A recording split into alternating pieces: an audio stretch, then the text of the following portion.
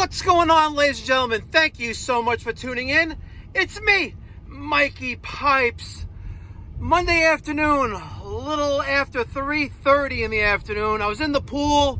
I just got done finishing some editing and processing some video of today's service call. And what do I get? An emergency service call.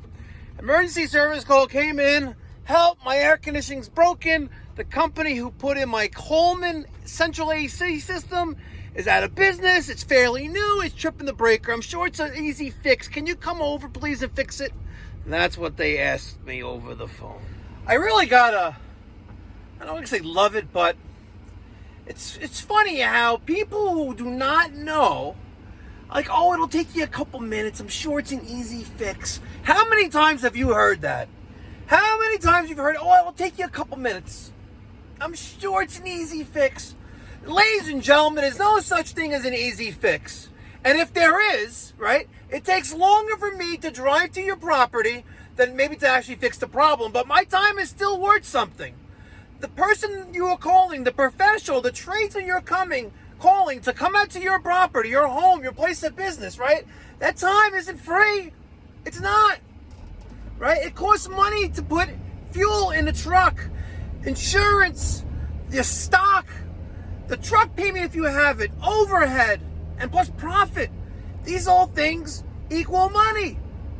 If you're a business who gives out free estimates, you're leaving money on the table, and eventually you're not going to be there anymore like this installing company is that we're going to right now. They're gone.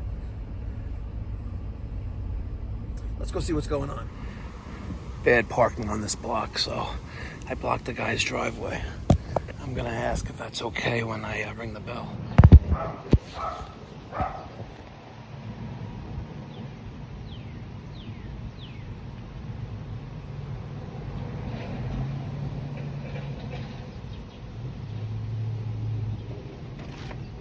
Hi.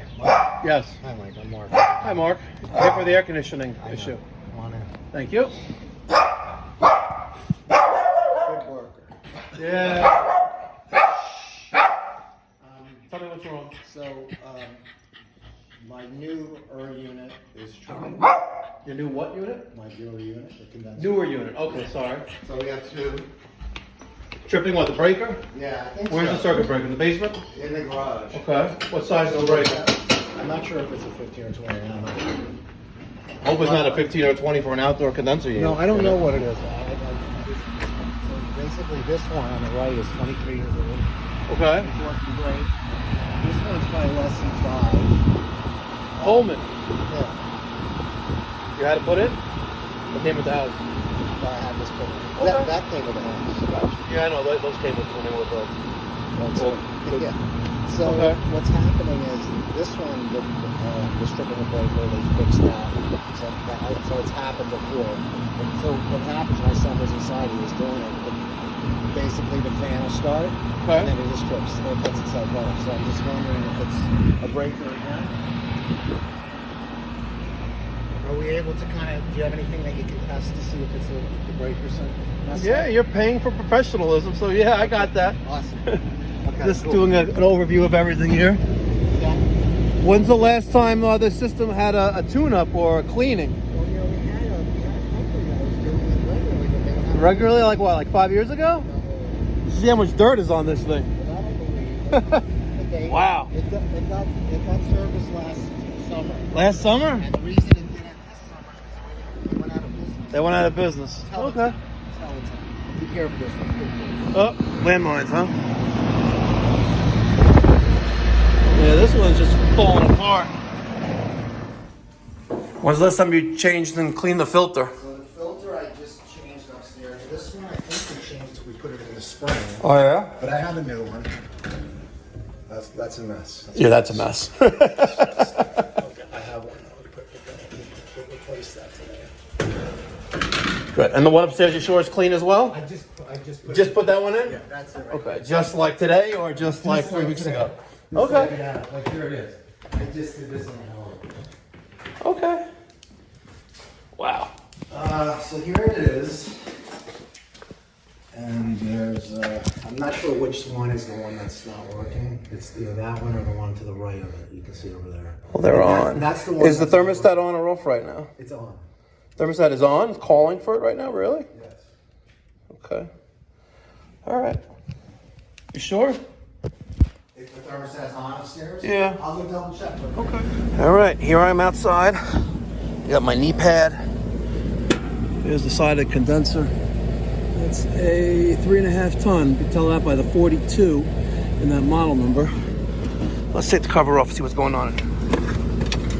All right. Pull our disconnect. Make sure that it's wired properly. I got my screws 1, 2, 3 removed from this compartment. Okay. Let's put that off to the side. Check for any visible damage to anything here. Nothing out of the ordinary. 45.5 dual capacitor. Contactor's not pulled in. We are missing our service port caps, which are your first line of defense against any leaks. You can tell it's weathered. It hasn't been on there in quite some time. Looks like they really did you can tell they did a really, not really a nice job with the system here. You see anything going on in there? Okay, we have a Copeland's compressor and everything there looks okay. First thing I'm going to do is I'm check for shorts to ground. I got my Fluke 902 FC voltmeter set to read resistance and continuity. I like to test, touch two together. There's the ground, there's the other ground. Let's go there. Nothing there, nothing there, nothing, nothing. So I don't have any shorts to ground.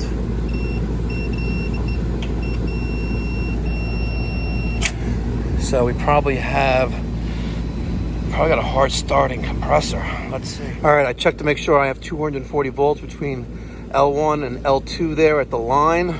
I do have voltage there. I'm still waiting for a thermostat to be calling and it's not. We don't have 24 volts here, we have 4 volts.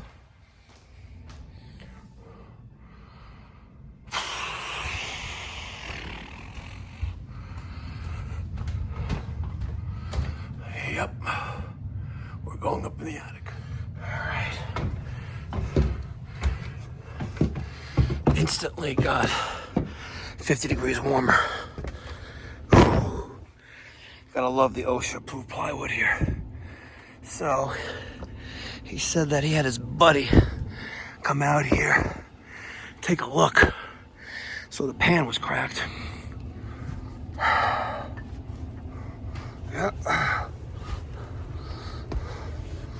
There's our sensor.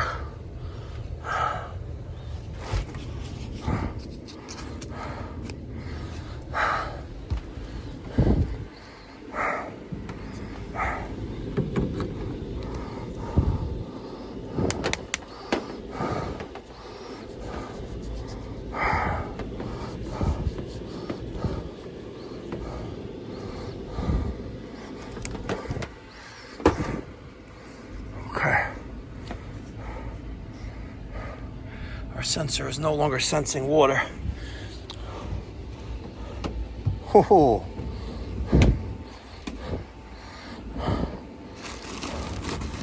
Nice job with the ductwork there.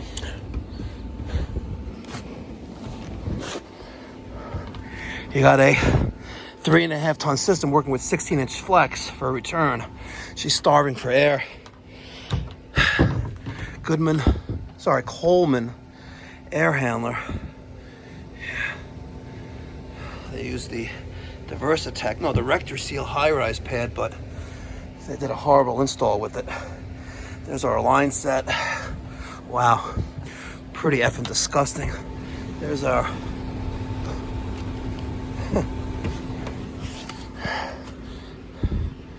there's the hydro coil for heating.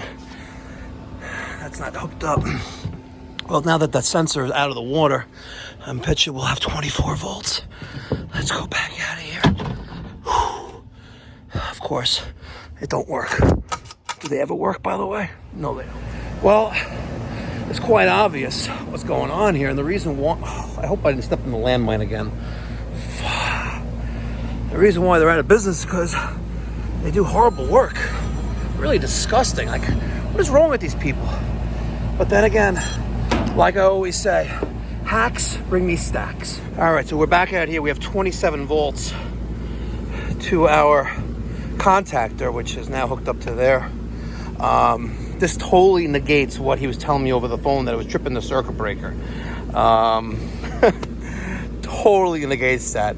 We don't have air conditioning because the switch sensed water, probably because the primary drain line is clogged. And I am going to convert this into a maintenance service call. So not this one, but we came here for the emergency, and we're going to get them up and running. But we're going to make sure that we get the maintenance and the new condensate drain pan installed properly. All right, there's one side of my 24 volts. There's the other side. I did not check the coil resistance on that contactor. I spent more time talking about it. I could have done it already. All right, so I have my amp meter. We're going to read min max. I'm going to read max there, and I'm going to plug in this and see what we get. Whoa, that's a lot. That is generally a lot going on right there.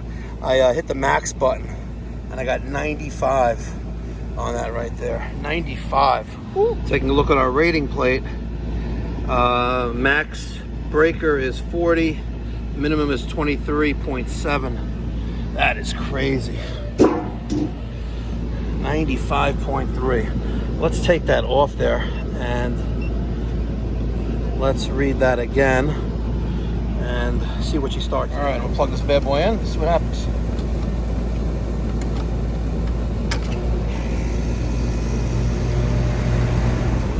All right, 12, 12.5, 12.7, 13, we're climbing.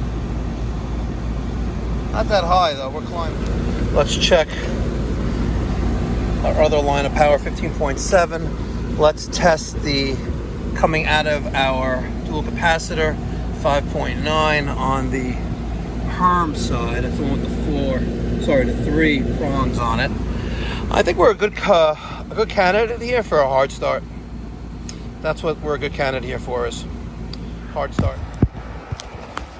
All right, you ready for your diagnosis? Yes. Okay. Let's talk about what I've verified and what I've diagnosed so far to this point. The reason why the outdoor condenser wasn't getting a signal to turn on was because you have an emergency electronic float switch in the emergency drain pan opposite the side where I guess people were working on with, I guess with some patch fix, whatever. Yeah. That sensed there was water there. So that prevented the outdoor unit from coming on.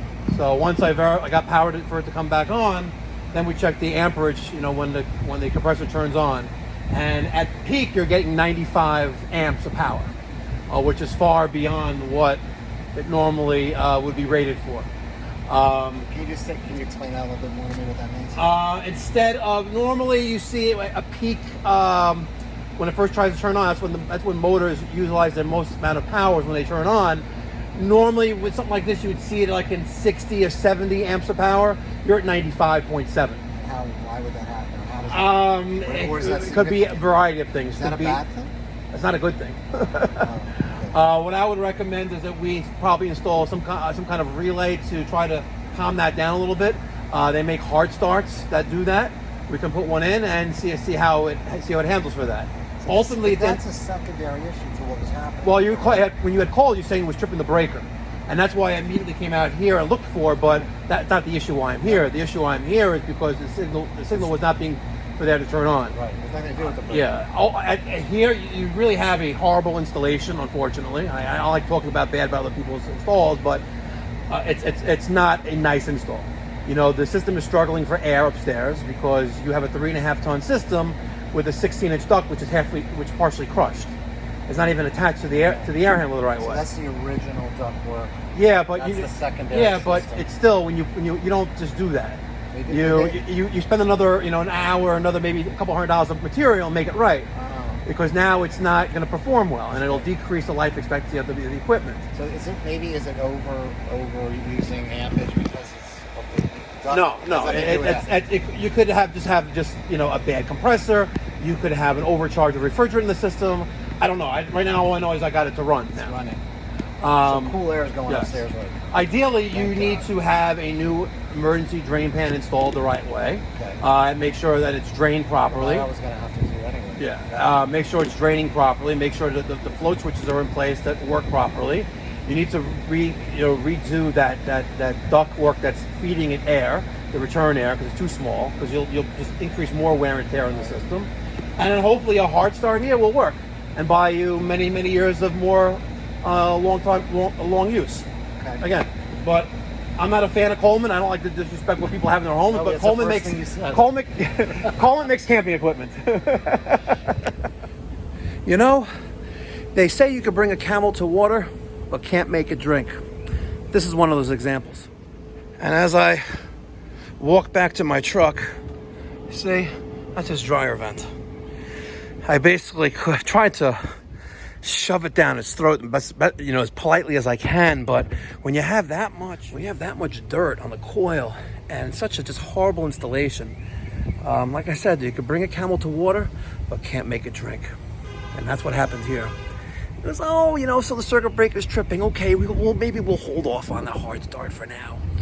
All right, so I ended up giving him a quote to install 18-inch flex duct with 2 takeoffs, a new condensate drain pan with unistrut, threaded rod, drain lines, and I offered to do a cleaning of the outdoor unit and also install a hard start. I gave him a price that is very fair and competitive. He was like, you went from, okay, let's schedule to, let me think about it. And I was like, but this is going to work for a while, right? I'm like, what? I'm like, you had called because it was tripping the circuit breaker, right? We verified an issue with that. We also found that your emergency switch was out. And now you didn't want to put a hard start in to try to buy you some more time, but you want to know if it's guaranteed or not. Are you stupid or something?